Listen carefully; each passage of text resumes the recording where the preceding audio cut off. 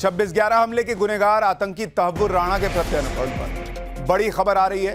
भारतीय एजेंसियों ने तहव्वुर राणा को लेकर अमेरिका से भारत के लिए उड़ान भर दी है। भारतीय समय के मुताबिक शाम 7:10 पर तहव्वुर राणा को लेकर आ रहे स्पेशल प्लेन ने अमेरिका से उड़ान भरी है।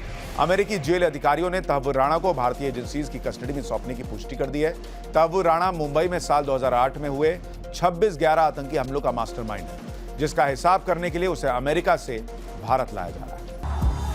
और तुम गोली मार के मार भी दो तो हमको यूनिटी से तुम निकालने नहीं सकते हो। सरकार उस बिल को वापस लो। वक्फ बिल फ्रीडम ऑफ रिलीजन पर आक्रमण है। हमारी मस्जिद से कोई खिलवाड़ करेगा, कब्रिस्तान से खिलवाड़ करेगा, बाप दादा की पुरखों की जमीन जो वक्फ है उसमें खिलवाड़ करेगा, लोग ऐसे बड़े बैठे रहेंगे। वक्फ कानून जो वक्फ की संपत्तियों को कब्जा करने के लिए कानून बनाई है मोदी सरकार, उसके खिलाफ पूरे देश में हम लोग आंदोलन कर रहे हैं।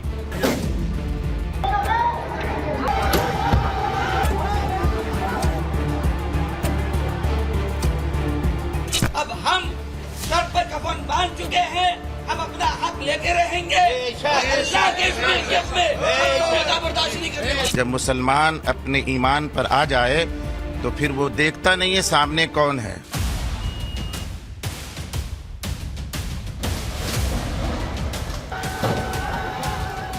हम लोग सरकार बनाएंगे और सरकार बना के इसको लागू नहीं होने दिया। मुसलमान वो कौम नहीं है जो आपकी धमकियों से डर जाए। आपकी गोलियां कम पड़ेंगी, हमारे सीने कम नहीं पड़ेंगे।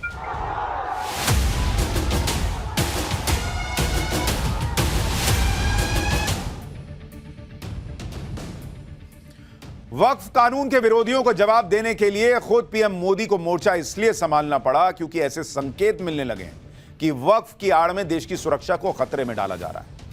उन राज्यों में वक्फ के खिलाफ भड़काऊ बयानबाजी और विरोध प्रदर्शन हो रहे हैं जो राज्य बॉर्डर से सटे हुए हैं और जहां मुस्लिम आबादी ज्यादा है। मैं आपको 3 तस्वीरें दिखा रहा हूं। इस वक्त देश में वक्फ कानून के विरोध में 3 राज्यों की सबसे ज्यादा चर्चा हो रही है। पहला बॉर्डर स्टेट है जम्मू कश्मीर, जहां विधानसभा में वक्फ कानून के विरोध में आज तीसरे दिन हंगामा हुआ और नेताओं के बीच मारपीट की नौबत आ गई भाई।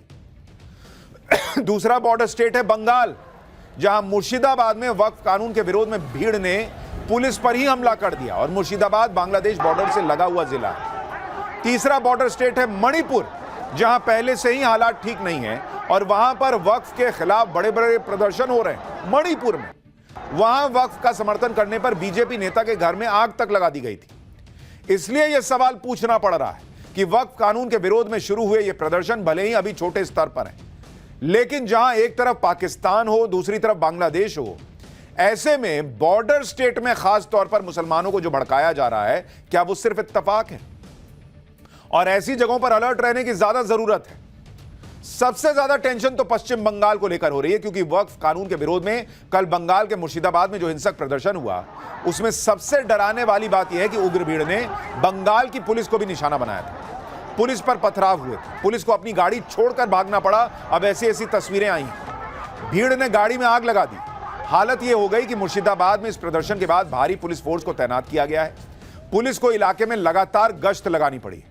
मुर्शिदाबाद से हमारे सहयोगी की एक रिपोर्ट देखिए, फिर बताऊंगा कि ममता बनर्जी ने इस हिंसा पर क्या कहा है और वो कैसे ऐसी बात कह रही हैं जो हो नहीं सकती लेकिन मुसलमानों को भड़का जरूर देगी।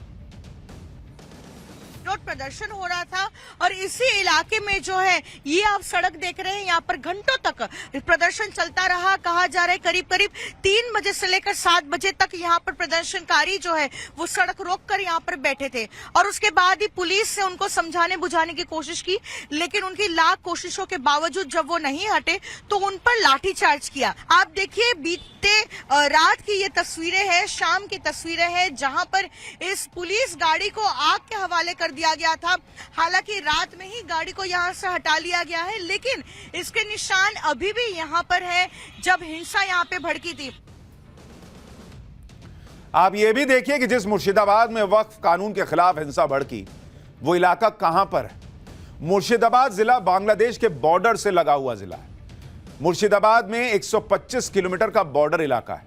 मुर्शिदाबाद में 66% से ज्यादा मुस्लिम आबादी है और इस इलाके में सियासी रूप से टीएमसी का दबदबा है।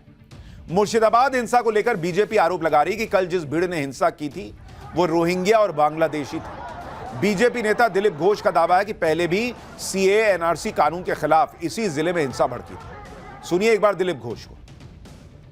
बल्कि इनकी इतनी हिम्मत हो गई, पुलिस की गाड़ी जला देते हैं, पुलिस की थाना जला देते हैं, फिर भी चलता रहता है। ये कौन लोग कर रहे हैं? ये सब रोहिंग्या है, घुसपैठिया है और इनको पनाह दे के रखा गया है। इसीलिए 450 किलोमीटर का बेड़ा लगाने नहीं दिया जाता बारबेडो है कि आएंगे, उत्पात करेंगे, जाएंगे, हमको चुनाव में जिताएंगे। ममता बनर्जी का प्रोत्साहन से, इस उनका देखरेख से सब कुछ हो रहा है। जब सरकार ममता दीदी तुष्टीकरण की सीमा पार कर जाती है, रक्षक ही भक्षक बन जाए। आज ममता दीदी ही भक्षक बन गई हैं, इसीलिए खुली छूट दे रखा है। शासन का काम है कंट्रोल करना। मुर्शिदाबाद हिंसा को लेकर बीजेपी यही आरोप लगा रही है कि यह सब ममता सरकार के इशारे पर हुआ है। अब इस आरोप में कितनी सच्चाई है यह तो नहीं पता, लेकिन हिंसा पर ममता बनर्जी का जो बयान है वो आया है वो हैरान करने वाला है। हिंसा को लेकर ममता बनर्जी ये सही से, हालांकि कई लोगों को यही उम्मीद थी कि वो हिंसा करने वालों को सख्त चेतावनी तो कम से कम देंगी, उन पर कड़े एक्शन का भरोसा देंगी, लेकिन यहां तो ममता बनर्जी नरमी बरतती दिख रही जैसे हिंसा करने वाले ही पीड़ित हो। ममता बनर्जी कह रही है कि वक्फ कानून से अल्पसंख्यक दर्द में है, उनका दिल दुखा है। इतना ही नहीं, ममता बनर्जी उन्हें भरोसा दे रही हैं कि वो अल्पसंख्यकों और उनकी प्रॉपर्टी की रक्षा करेंगी, बंगाल में ऐसा कुछ होने नहीं देंगी। सुनिए जरा ममता बनर्जी को। और माइनॉरिटी लोगों को हम एक बात कहते हैं, देखिए आप लोगों को दिल में दुख हुआ है वो आपका प्रॉपर्टी के लेके, आप भरोसा रखिए बंगाल में ऐसा कुछ नहीं होगा जिसमें कोई डिवाइड एंड रूल होगा। आप लोगों ने ये मैसेज दीजिए कि सबको एक साथ में रह के बचना है, जियो और जीने दो। इसके लिए बेसमाल होने का बात नहीं है। देश की संसद से पास हुआ कानून है। ममता बनर्जी किस हिसाब से कह रही हैं कि यहां हम कुछ नहीं होने देंगे? क्या नहीं होने देंगे? क्या मतलब बंगाल में कानून लागू नहीं होगा क्या? ममता बनर्जी कह रही है कि वो बंगाल में कुछ नहीं होने देंगी, और उनके इस बयान का तो एक मतलब यह भी है कि वो बंगाल में वक्फ कानून पास न होने की धमकी दे रही या लागू न होने की धमकी दे रही। ऐसी धमकी ममता बनर्जी सीए एनआरसी कानून को लेकर दे रही थी। क्या वक्फ कानून पर भी ममता बनर्जी उसी लेवल पर भड़का रही हैं क्या? इतना ही नहीं, वक्फ कानून के खिलाफ ममता बनर्जी बांग्लादेश से भारत के बिगड़ते रिश्तों का डर दिखा रही है। वो अपने बयान में कह रही हैं कि बांग्लादेश के बॉर्डर की स्थिति आप देखो, अभी इसको यानी वक्फ कानून को पास नहीं करना चाहिए था, लेकिन तुरंत कुछ करने से कभी कभी दिक्कत होती है। हमारे लिए दिक्कत है, हमारे इधर 33% माइनॉरिटी है, तो हम क्या करें? उसको निकाल दें? कैसे निकाल सकते हैं? या आज नहीं, आजादी के टाइम से। लेकिन बॉस, मुसलमानों को निकालने कह कौन रहा है? रोहिंग्या और बांग्लादेशियों को निकालने की बात उठती है, मुसलमानों को निकालने की तो बात नहीं होती जो भारत के नागरिक हैं। और वक्फ का कानून जो आया वो किसी को निकालने की बात तो कर नहीं रहा। आप सोचिए ममता बनर्जी वक्फ के विरोध में क्या क्या बातें कह दे रही हैं। ममता बनर्जी की भाषा सुनिए, वो गोली मारने जैसे बयान भी दे रही हैं। हमको कहते हैं आप क्यों हर धर्म का जगह में जाता है? हम कहा है, हम जिंदगी भर जाएगा और जाते रहेंगे। अगर तुम गोली मार के मार भी दो तो हमको यूनिटी से तुम निकालने नहीं सकते हो। इसमें क्या यूनिटी है बॉस कि एक धर्म को कानून बना के दे दिया आपने कि जहां उंगली रख दो वो जमीन तुम्हारी हो जाएगी? इससे यूनिटी पैदा हो रही थी, और ये रोक दिया तो यूनिटी खत्म हो जाएगी। कभी कहती है मुझे जेल भेज देंगे, कभी कहते हैं मुझे गोली मार दो फिर भी मैं जाऊंगी। अलग ही कहानी चल रही है इनकी। आप ये भी देखिए कि ये वही ममता बनर्जी है जो कुछ दिन पहले कह रही थी कि अगर वो सत्ता में आई तो पीएम मोदी के वक्फ कानून को पलट देंगी। वक्फ कानून के खिलाफ इधर ममता ने मोर्चा खोला है, उधर कांग्रेस भी इस रेस में पीछे नहीं दिखना चाहती, क्योंकि सवाल मुसलमान के वोट का है भाई। इसलिए गुजरात में हुए कांग्रेस अधिवेशन की समाप्ति पर जाते जाते कांग्रेस अध्यक्ष मल्लिकार्जुन खड़गे ने वक्फ कानून का मुद्दा छेड़ा और मोदी सरकार से इस बिल को वापस लेने की मांग कर दी। सुनिए। रात के 4-4:30 बजे तक बहस हो गई, वोटिंग हो गई, हर क्लॉज में हमने वोटिंग की और हमारे लोग जितने भी हमारे एमपी थे, राज्यसभा मेंबर थे, उन्होंने पूरी ताकत लगा के इस बिल का विरोध किया और आज भी हम चाहते हैं सरकार उस बिल को वापस लो। यही हमारा मकसद था, इसलिए हम लड़ रहे थे। मल्लिकार्जुन खड़गे लड़ रहे थे, राहुल गांधी सेल्फी ले रहे थे। कांग्रेस अध्यक्ष बिल वापस लेने की बात कर रहे हैं, वहीं दूसरी तरफ राहुल गांधी वक्फ कानून के विरोध को अलग लेवल पर लेकर चले गए। राहुल गांधी ने कहा कि मुसलमानों के बाद मोदी सरकार ईसाई और सिखों को टारगेट करेगी। सुनिए राहुल गांधी को। वक्फ बिल फ्रीडम ऑफ रिलीजन पर आक्रमण है, कॉन्स्टिट्यूशन पर आक्रमण है। ऑर्गेनाइजर में लिखते हैं कि अब जो क्रिश्चियन कम्युनिटी है उनकी जमीन पर